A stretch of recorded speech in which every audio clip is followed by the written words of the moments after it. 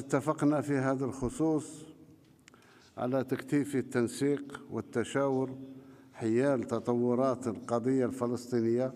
وأود بالمناسبة أن أحيي الموقف الإيراني الداعم لعضوية بلادي في مجلس الأمن الدولي. هذا اللقاء كان أيضاً سانحة لاستعراض المستجدات في منطقة الساحل على ضوء الأوضاع السائدة، وللتطرق إلى قضية الصحراء الغربية.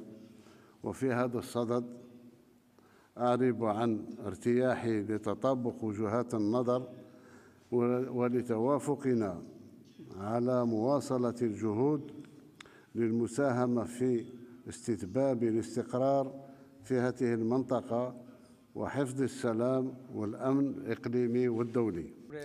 أشكركم فخامة الرئيس عبد المجيد تبون سیمانه تشکر میکنم على كرم الضيافة وحسن الاستقبال.